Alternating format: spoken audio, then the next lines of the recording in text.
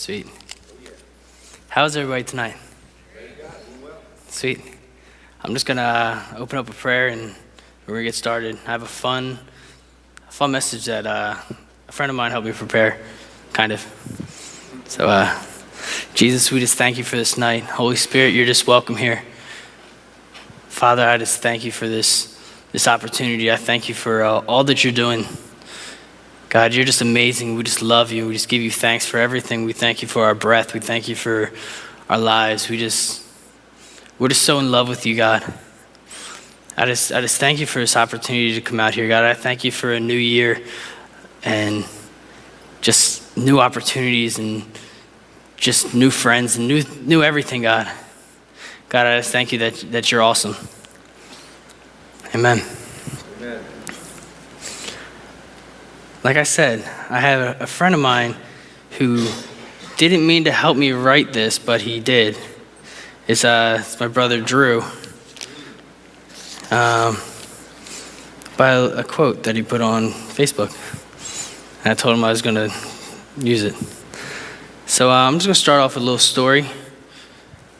I learned from one of our pastors, this guy right here, that sometimes it's good to start off with a story. So, after the knight had traveled day and night through the most dangerous of terrain, crossed over the hottest deserts, widest oceans, the knight approached a suspended wooden bridge with many of the planks missing. He traveled onward even though he could barely see the other side. The knight finally came to the end at the foot of a castle moat.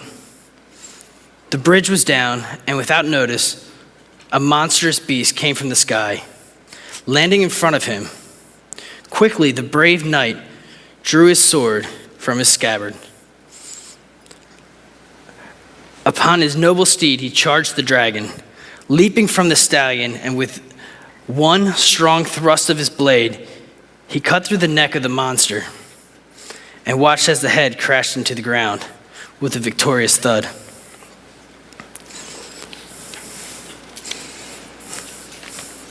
All right, so now you're probably thinking, what does that crazy fairy tale have to do with evangelism, missions, or reaching your coworker for Jesus? It has everything to do with it.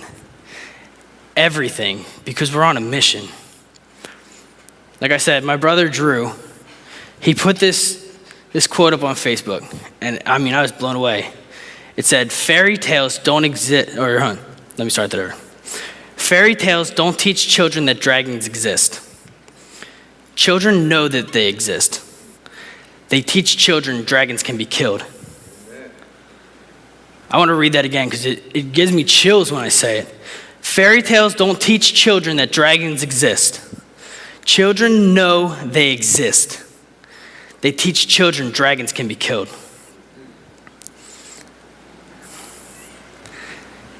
So we look back at the little story that I just had. There's a knight. He didn't go out just to go out and kill a dragon. He didn't know the dragon was there. It swooped in and it landed in front of him. But he didn't make him hesitate. It didn't like make him stop his mission. It didn't make him run away. It didn't make him fearful. He was trained. He was prepared. He knew exactly what to do. He took out his sword and he jumped from his horse and he killed the beast. No problem, because he was prepared. That means that this wasn't the first time that he ever got into a fight. It wasn't the first time that he was ever into some type of scuffle. This wasn't the first time he held a sword. It wasn't the first time he rode a horse. You can't just run and jump off horses. It does not work out well for you unless you've done it. Like stuntmen, they do it and they practice hours and hours and hours and hours. So this guy, in this story, he did it no problem because he knew that he could. He was on a mission and he was prepared. So this is our story. We're the knight, all right? We're on a mission and we're sent from the king.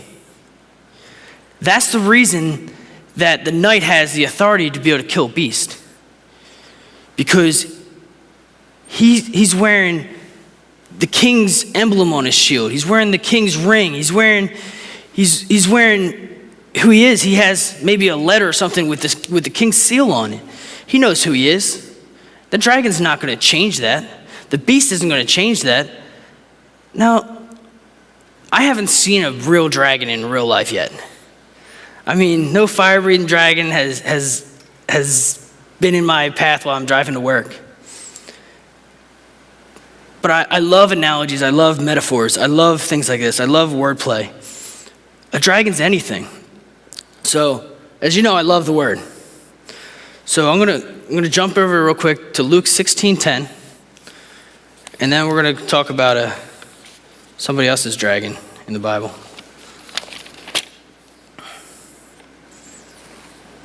No, not. We're gonna go to Jeremiah 29:11 through 14 first.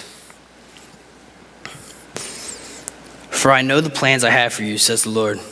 They are plans for good and not for disaster, to give you a future and a hope. In those days, when you pray, I will listen. If you look for me wholeheartedly, you will find me. I will be found by you, says the Lord. I will end your captivity and restore your fortunes. I will gather you out of the nations where I sent you and bring you home again to your own land. The reason that we prepare, the reason that we like, what's common this time of year is resolutions. Everybody makes a resolution. I'm going to lose 15 pounds, or I'm going to stop losing my keys. I'm going to be on time to work. I'm going to do different things. I'm going to eat healthier. I'm going to work out. Workout's a huge one right now. Everybody's in the gym. Not me. That was my resolution. I didn't really have a resolution until I was playing guitar one night. I said, hey, God, my resolution is to know you more. That's it. That's my only thing I want to do this year, is I want to know you more, because I know that if I know him more, and if I know what his mission is, I know what his plans are for me, if I understand his will, like you spoke about on Sunday, and that really touched me, just let you know. His will is so simple, but we just choose not to do it so many times. Sorry, let me get back on this. I love this passage because it says that he knows our plans, and they're good, and they're not for disaster. He's not setting us up to fail. When the night went out, the king didn't set him up. He's like, oh, this guy's going to get eaten by a dragon. He knew that he was able to conquer the dragon. He knew that, oh, yeah, there's dragons there. Whatever. It's like in 1 Samuel. This is where we're going next. With David. David kills Goliath. That's what my headline says in here. That's like 32. We're going to read a lot of this, actually. But before he got sent out, David was he was a shepherd. His dad sent him out. He was a shepherd, and he looked over sheep. It's symbolic of Jesus looking over us. So I'm going to start reading, and then I might skip a little bit. Probably not. I'm probably just going to read a lot of it, because his word's better than my word. Don't worry about this Philistine, David told Saul. I'll go fight him. Don't be ridiculous, Saul replied. There's no way you can fight this Philistine and possibly win. You're only a boy, and he's been a man of war since his youth. But David persisted. I've been taking care of my father's sheep and goats. That doesn't qualify him to fight a giant. That itself does not qualify him to go fight a warrior. This next part. When a lion or a bear comes to steal the lamb from the flock, I go after it with a club, and I rescue the lamb from its mouth. With a club. This guy's going after a 500-pound lion, after a bear, with a stick. That's what qualifies him to go fight a giant. That's one of the things that qualifies him to go get a giant, all right? So this guy, David, beating down lions and tigers and bears, oh my, with a big old stick. So I go after it with a club and rescue the lamb from its mouth.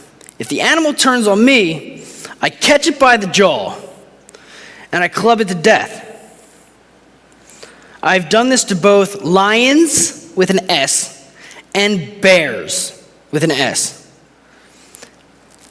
And I'll do it to this pagan Philistine too, for he has defied the armies of the living God. That's what qualifies him. He recognizes what an enemy is. When the lion or the bear stole the sheep, he chased after it, and then when it freed, he got it. All right, cool. When it turned on him, he beat it to death with a stick. This is like far outweighs a sheep. This guy's going, all right, my best friend, the guy who made me, you're talking smack on him? You're coming against his people? You're killing his people? Well, I can kill lions and bears. I'm not scared of this man. That's what has to be going through this guy's head. And I understand, like, people say David was a boy. It says boy in here. But I'm just thinking that's an old man Saul talking to a guy my age, maybe something around that. Does that make sense? Like, I don't know the exact age. I might be totally off on this. This is my opinion, though. Because, I mean, a boy, my son's 2 now. That's a boy. My nephew is 7, or no, he's not. He's 6. That's a boy.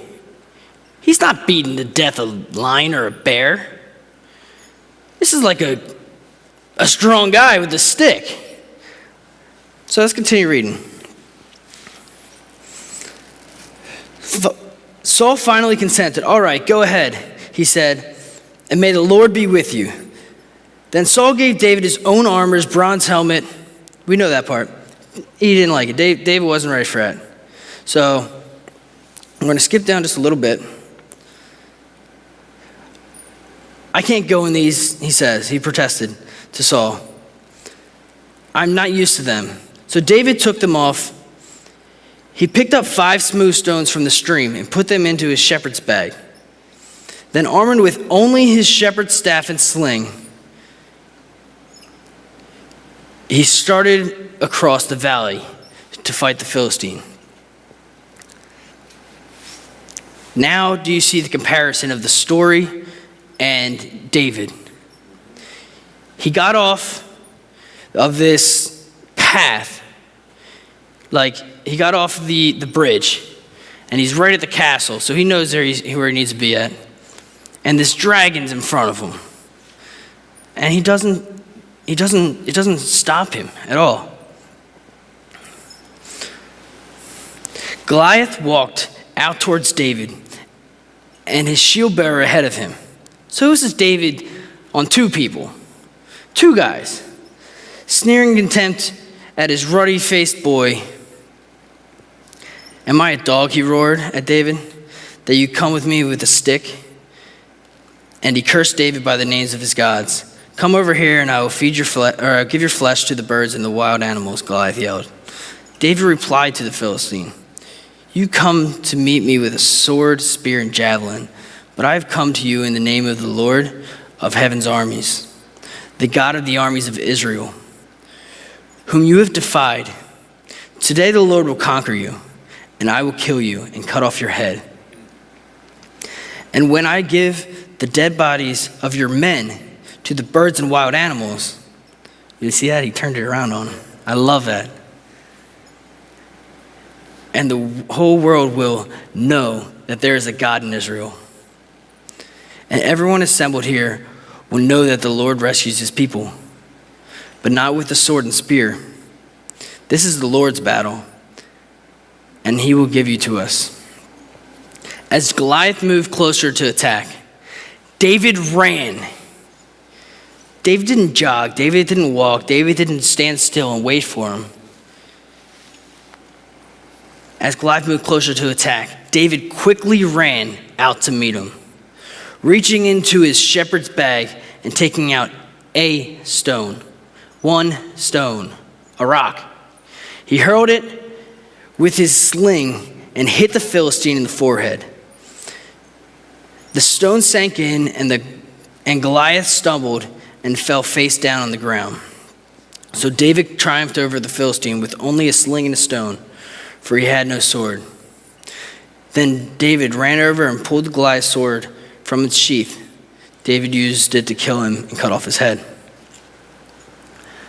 David's so cool. Like, this is the guy I look up to when I see like stories in the Bible, like, because I relate to him. He had a bad temper, he did bad things later on in life, but he found out and he knew and he repented and he talked to God and he said, God, you're just everything. Let me get back to the basics. Let me get back to where we started out when you were teaching me that it's okay to kill bears and lions, when you taught me the importance of a shepherd, when you were showing me how important it was to care for others that can't care for themselves. It blows my mind, this story. I just think David's just so wild. So we're going to talk about this night a little bit. So just going back to like medieval times, I know, John Mark, if you're watching this, like I'm on Facebook Live too. I'm probably totally inaccurate, so don't judge me.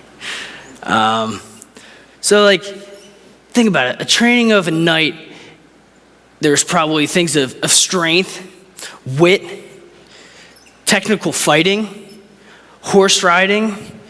There's probably history lessons. There's probably just all these different things that go into becoming a knight.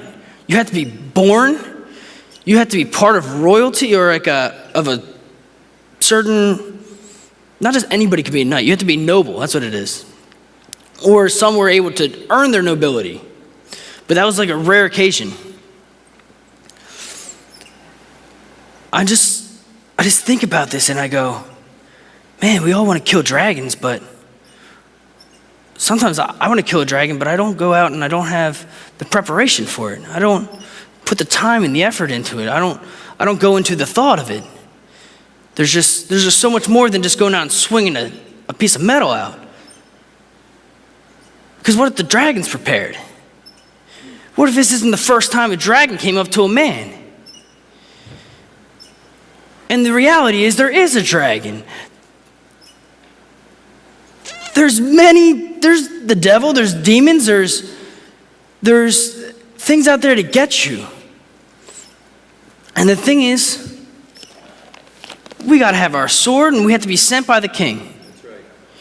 Those are the two qualifications. Because yes, God calls us to prepare. But every time that you prepare doesn't mean that you're going to go out and fight. Doesn't mean that you're just going to, all right, today I practice fighting, so today I'm definitely going to be in a fight. That doesn't happen.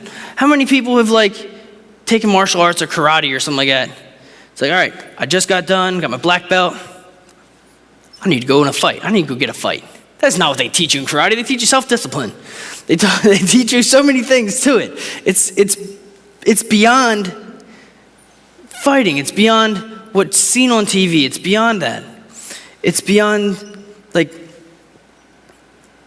this. I'm going to call one of these things in here a miracle. He beat a giant with a stone. He picked out one of them. And I've heard it's been said, I'm not positive on this. I've looked it up, but I can't really find anywhere it says it in the Bible. But the reason he took out 5 stones is because Goliath had 4 brothers. And back in the time was, you killed my brother, so now I have to go avenge him. He came prepared for not 1 giant, but for 5 giants. I think that's pretty cool. So the miracle wasn't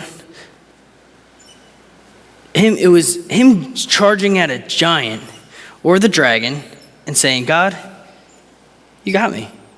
I don't need to be confident in my own shot because I know if I miss, you promised me a dead giant. So if I miss, you're going to move the stone a little bit. You're cool with me. You got my back. You're the one who sent me.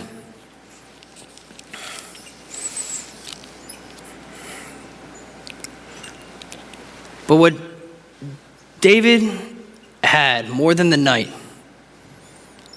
is a heart after the king's heart. He was trying to honor both God and King Saul. None of his soldiers, David didn't go there picking a fight. David went there to give gifts to his brothers who were at a war. He didn't go, he wasn't planning on going. His dad, Jesse, didn't say, hey, look, there's this big dude, and you gotta bring a couple stones because we need him dead.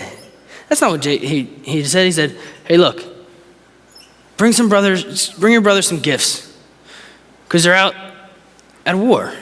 So he did. And even some people, I think it was it his brother?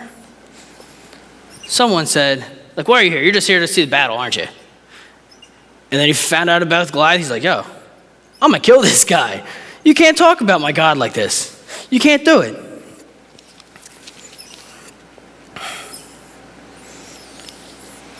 The Bible teaches how David was a man after God's own heart. Not a man that received as a present God's heart. You get the difference? Say that again. I got you. The Bible teaches how David was a man after God's heart. Not a man that received as a present God's heart. A man after, a man pursuing, a man with vision, a man that is willing to be all in, a man who wants nothing more than to encounter God in the most realist of forms, face to face. That's who God is. I mean, that's who David was. That's what my desire is to be. That's my resolution. That's what our desire should be. Is God, you have a mission for me, but my mission is just to know you. And then you're going to send me wherever you do. Whether it's to Wawa, whether it's to Walmart, whether it's here, whether it's to South Africa. It doesn't matter. My mission is to know him, and then he'll tell me. Or he'll say, just do it. Wherever you are, just go. That's what I love about God. Like, sometimes I deal with God, is this what you want me to do? Is this what you want me to do? And I always come back to God's first gift that he gave us, is free will. He gives us free will to do good or bad. He also gives us free will to say, look, I gave you the option to choose things. Just make sure that it aligns up with my will. I already know what you're going to do. So just go and do my will. Be with me. Talk with me. Walk with me. And that's it. It blows my mind when I get to spend some time with God and he's just like, you're doing all right, Steve. I'm proud of you. You get this sense in your spirit. It's just like, all right. I can dig it, God. Thank you. Thanks, Dad.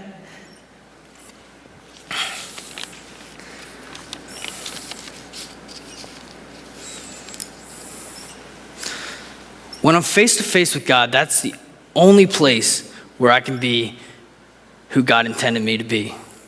As a man, as a husband, as a father, as a Christian, as a friend, as a brother. It doesn't matter. You understand? Because without the Holy Spirit living and breathing through me, I cannot do anything of value. I cannot do anything properly. I can't love my wife the way that I need to love my wife without loving him first and placing him first. Because he teaches me. Because he teaches us.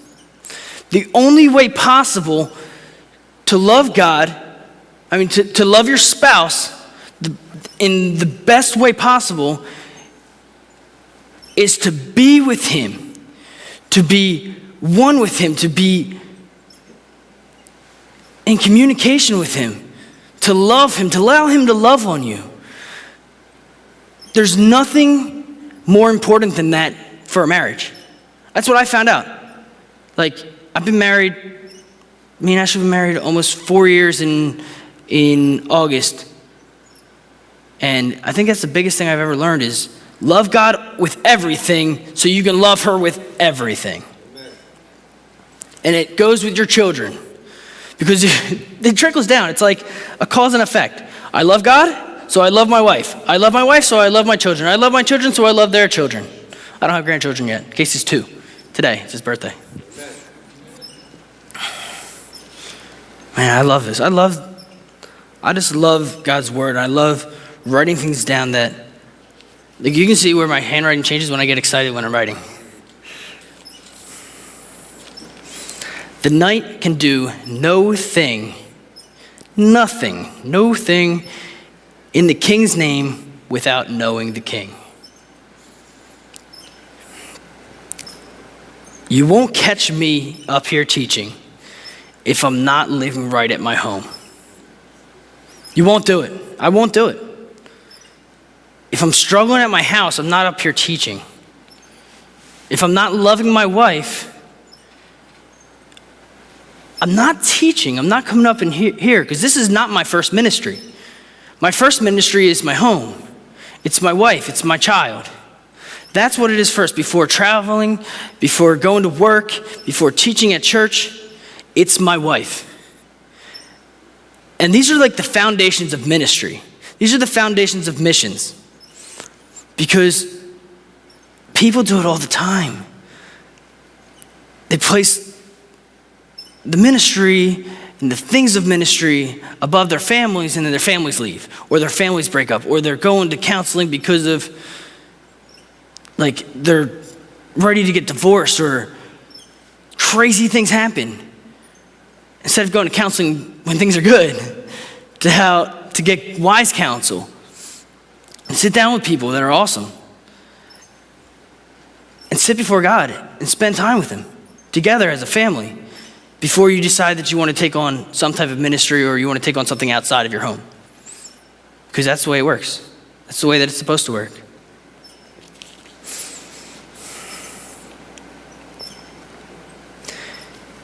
Because being prepared starts at home. Home is where your true self exists.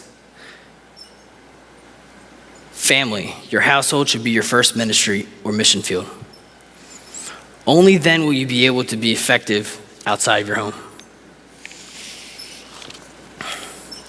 When you are effective in your personal life with God, you can be effective in your home, which in turn will affect your surroundings.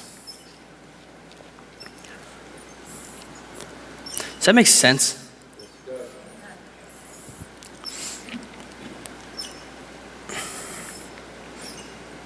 Jesus, what do you want to do right now? I wrote something here, but I don't know if I'm supposed to do that yet. There's something that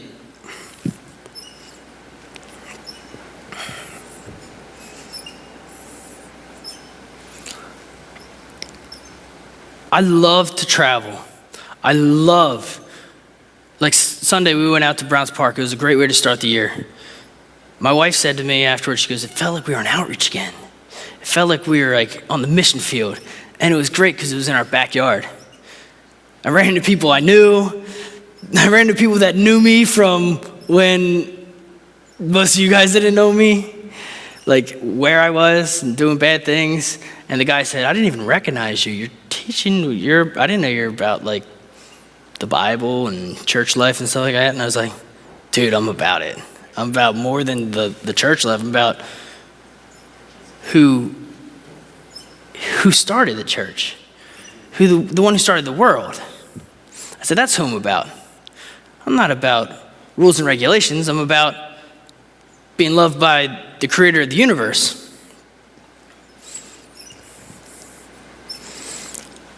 But I need reminders sometimes of who I am and what I am. And yeah, I'm going to do it. All right.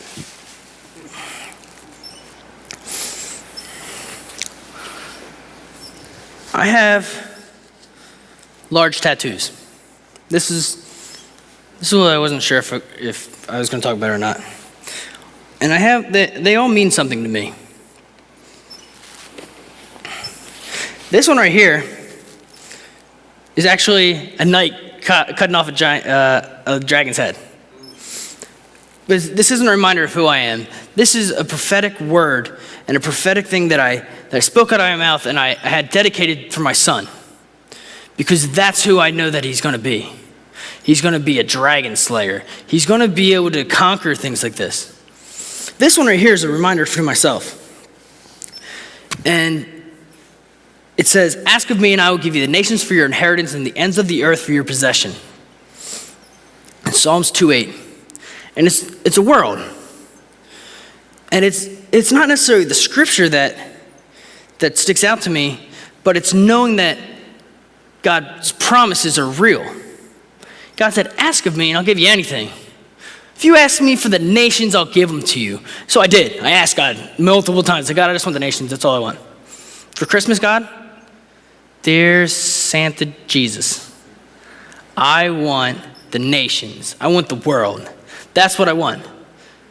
That's my Christmas wish. That's my birthday wish. That's my everything wish, is to see the world impacted the way that I was impacted. Just by knowing him. By that one time that he just came in and said, I have more for you than you ever have had before. You've been with the counterfeits. Now, come get the real deal. And that's what I love about Jesus, because he loves to show up to places. And this is where I'm going to stop, because this is the first part. Actually, guys, I didn't let you guys know, we're in a new series, which I don't know when the next time I'm going to speak, because it's going to be cool. We're going to have a lot of speakers. Impact. It's what my DTS was about. It's called Impact You, the city, the world. So tonight, I just wanted to speak about being prepared, going forward, letting God impact you, so you can impact those around you. Those around you is your city, your town, your township, because those things affect the world on a larger aspect. If you can change your city, you can change the world. That's what the focus was of our DTS. A great friend of mine, his name is Johnny Pocoroba. He would say, if you infect Los Angeles with Jesus, you infect the world, because your movies come from Los Angeles. It's like the most diverse place in the whole world. All the nations are there. So if you can penetrate Los Angeles, you penetrate the world. So that was his vision for this. But I just wanted to say, like, tonight, if you weren't here on Sunday, you just didn't press it in, or get it, or you got it, but then maybe you made it a resolution, but you didn't know how to prepare for it. Tonight, I just want to pray over everyone in this room, including myself, that will be prepared. God, we just love you. And God, our desires are to know you. God, we want to do your will. We want to be your will. We want to just sit with you and talk with you and walk with you and cry with you and laugh with you. We just need you, because you're our everything.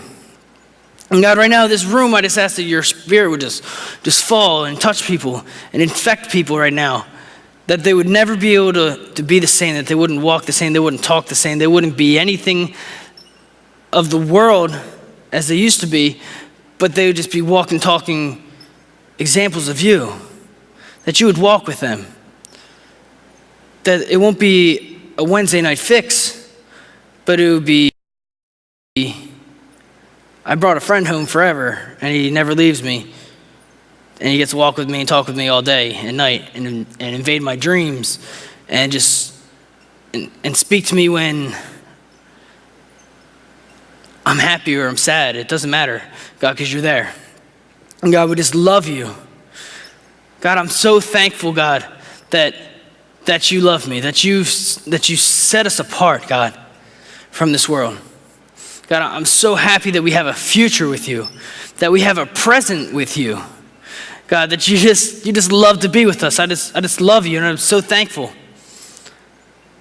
for all that you're doing, for the plans that you have for us, the promises that you have for us. God, we just love you. More than anything, we love you.